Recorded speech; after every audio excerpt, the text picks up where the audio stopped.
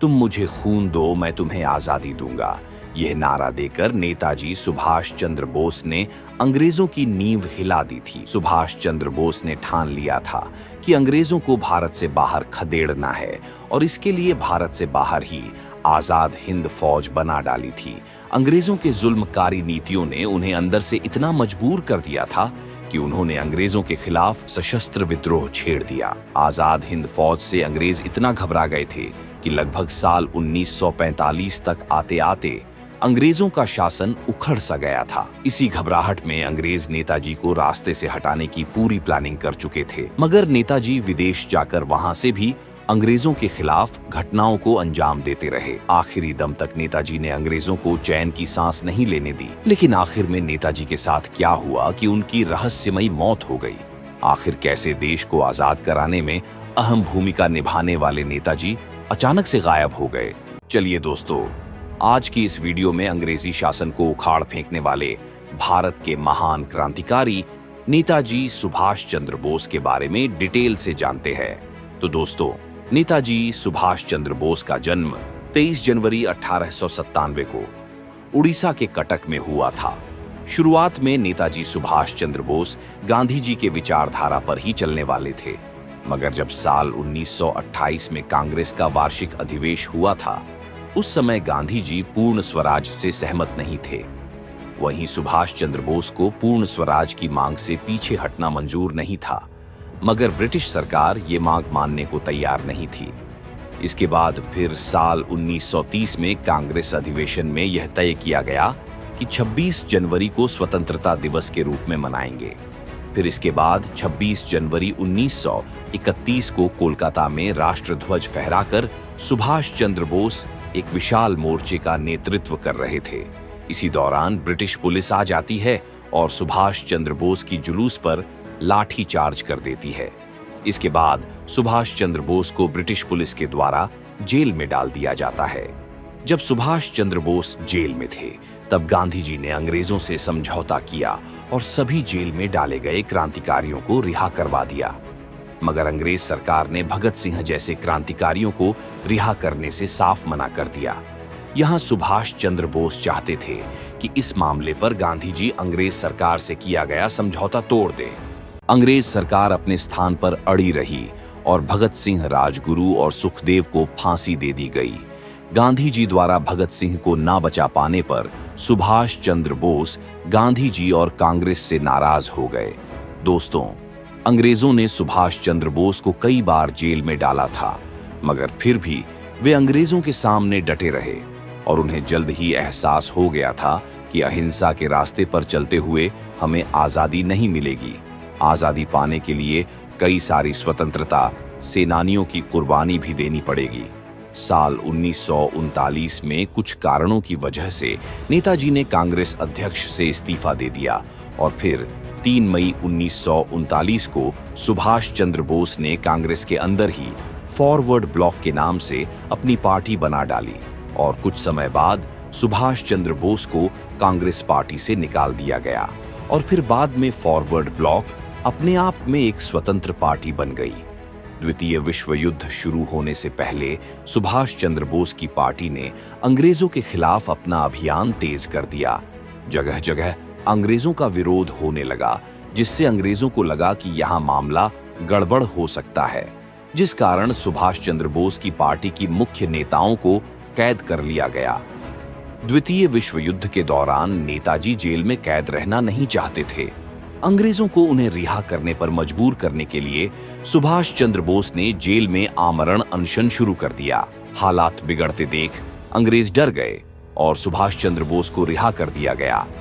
लेकिन अंग्रेज यह भी नहीं चाहते थे कि युद्ध के समय सुभाष चंद्र बोस जेल से बाहर आजाद रहे और फिर ब्रिटिश सरकार ने उन्हें उनके घर में ही नजरबंद कर दिया।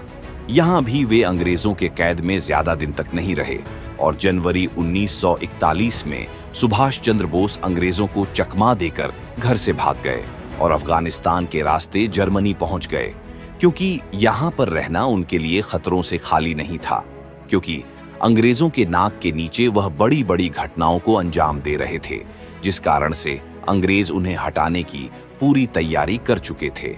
सुभाष चंद्र बोस ने अंग्रेजों को भारत से बाहर खदेड़ने के लिए जर्मनी और जापान से मदद मांगी। जनवरी 1942 में उन्होंने रेडियो प्रसारण के माध्यम से अपने क्रांतिकारी विचार देने लगे, जिसने भारत के लोगों में आजादी की चिंगारी जला दी। अंग्रेजों के लिए ये चिंगारी काफी थी। अंग्रेजों का शासन हिल सा गया था, क्योंकि एक तरफ से द्वितीय विश्व युद्ध से अंग्रेज टूट चुके थे, दूसरी तरफ से नेताजी के भाषणों से अंग्रेज सरकार के खिलाफ जगह जगह विरोध प्रदर्शन होने लगे। सुभाष चंद्र बोस का मानना था कि अगर आजादी की इच्छा हर भारतीय के दिल में उठे तो भारत को आजाद होने से कोई नहीं रोक सकेगा। सुभाष चंद्र बोस रूस से होते हुए जर्मनी आए और वहां हिटलर से मुलाकात की। साल 1943 में वह जर्मनी से सिंगापुर आए। जापान में रहते हुए 1943 में सुभाष चंद्र बोस ने भारत से बाहर आजाद हिंद फौज बना डाली और नारा दिया कि तुम मुझे खून दो, मैं तुम्हें आजादी दूंगा। इसके बाद सुभाष चंद्र बोस को नेताजी कहा जाने लगा। फिर नेताजी ने अपनी सेना को मजबूत करने के लिए कई देशों की ओर से द्वितीय विश्व युद्ध के दौरान बंधक बने भारतीय फौजियों को रिहा करवाकर आजाद हिंद फौज में शामिल कर लिया गया। दोस्तों, अंग्रेजों को कानो कान खबर नहीं थी और भारत से बाहर उनके खिलाफ बहुत बड़ी फौज तैयार हो रही थी।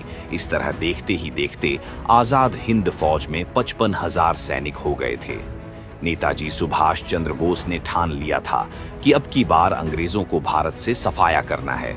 वहीं दूसरी तरफ अंग्रेज नेताजी को भारत में ढूंढ रहे थे। जब नेताजी की खबर अंग्रेजों को भारत में कहीं नहीं लगी तो उन्होंने सोच लिया था कि सुभाष चंद्र बोस उनसे डर के छुप गए हैं। मगर दूसरी तरफ नेताजी अंग्रेजों पर धावा बोलने का पूरा प्लान बना चुके थे। द्वितीय विश्व युद्ध के दौरान आजाद हिंद फौज ने जापान सेना के सहयोग से भारत पर धावा बोला और नेताजी ने यहां पर नारा दिया कि दिल्ली चलो। नेताजी का यह प्लान था कि म्यांमार के रास्ते भारत में घुसकर अंग्रेजों से सीधा मुकाबला करते हुए उनको खदेड़ना चाहते थे। लेकिन तभी यहां पर कुछ ऐसा हो जाता है जिसकी आशंका कम थी, क्योंकि दोस्तों, जापान जो नेताजी के साथ कंधे से कंधा मिलाकर खड़ा था, वह द्वितीय विश्व युद्ध में हार चुका था। ये खबर सुनकर नेताजी को काफी गहरा धक्का लगा, क्योंकि उसमें आजाद हिंद फौज जापान की तरफ से लड़ रही थी। जापान की हार मानो उनकी हार थी, मगर फिर दोनों फौजों ने अंग्रेजों से अंडमान और निकोबार द्वीप जीत लिए। यह द्वीप खारजी हुकूमत के आजाद हिंद फौज के अनुशासन में रहे। नेताजी ने इन द्वीपों को शहीद द्वीप और स्वराज्य द्वीप का नाम दिया। दोनों फौजों ने इन्फाल और कोहिमा पर आक्रमण किया, लेकिन बाद में अंग्रेजों का पलड़ा भारी पड़ा और दोनों फौजों को पीछे हटना पड़ा। इसके बाद 18 अगस्त 1945 को सुभाष चंद्र बोस सिंगापुर से ताइवान होते हुए टोक्यो के लिए रवाना होते हैं। जैसे ही इनका विमान ताइवान की राजधानी ताइपे से उड़ान भरता है तो उनका यह विमान दुर्घटना का शिकार हो जाता है और नेताजी की दुर्घटना में मौत हो जाती है। लेकिन दोस्तों, दुर्घटना का कोई साक्ष्य नहीं मिला। फिर 23 अगस्त 1945 को जापान की एक संस्था ने एक खबर जारी की कि नेताजी का विमान ताइवान में दुर्घटनाग्रस्त हो गया था, जिनके कारण उनकी मौत हो गई। यह खबर सुनकर क्रांतिकारियों में शोक की लहर छा गई। लेकिन इसके कुछ दिन बाद खुद जापान सरकार ने इस बात की पुष्टि की थी कि 18 अगस्त 1945 को ताइवान में कोई भी विमान हादसा नहीं हुआ था। इसलिए आज भी नेताजी की मौत का रहस्य खुल नहीं पाया है। सुभाष चंद्र बोस की मौत आज भी विवाद का विषय है। नेताजी ने अपना पूरा जीवन रहस्यमयी तरीके से जिया, पर उनकी मौत भी इतनी रहस्यमयी तरीके से होगी, यह किसी ने भी नहीं सोचा था। नेताजी की मौत की जांच के लिए कई कमेटियों को बिठाया गया। साल 1999 में नेताजी की मौत की सच्चाई जानने के लिए मुखर्जी कमीशन बिठाया गया, लेकिन कई खुफिया जांच के बाद भी नेताजी के मौत का सच पूरी तरीके से बाहर नहीं आ सका। ऊपर से लोगों का शक तब बढ़ गया कि आखिर जापान के दौरान नेताजी के अस्थि कलश क्यों नहीं सौंपा गया और उन्होंने नेताजी की अस्थियों का डीएनए टेस्ट भी करने से इनकार कर दिया था। इसके बाद भी नेताजी के बारे में तरह तरह की बातें होती रहीं कि नेताजी आजादी के बाद भी विदेश में जिंदा थे। यह भी कहा जाता है कि जवाहरलाल नेहरू की बहन जो रूस में राजदूत थीं, उसने दावा किया था कि उसने नेताजी को मास्को में देखा था, मगर कुछ कारणवश इस बात को दबा दिया गया। कुछ लोगों द्वारा यह भी कहा जाता है कि साल 1948 में गांधी जी की अंतिम यात्रा में और साल 1954 में नेहरू की अंतिम यात्रा में नेताजी भिक्षुक के रूप में शामिल हुए थे। कहते हैं कि बाद में वे रसिया से भारत में आकर गुमनाम जिंदगी बिताने लगे थे, मगर नेताजी की मौत का रहस्य आज भी नहीं सुलझ सका है। वही जब द्वितीय विश्व युद्ध समाप्त हुआ था, उसके बाद आजाद हिंद फौज के सैनिकों पर दिल्ली के लाल किला में मुकदमा चलाया गया।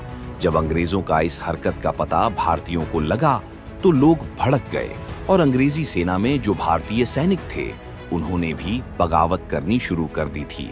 सैनिक विद्रोह ने अंग्रेजी सत्ता को हिलाकर रख दिया था।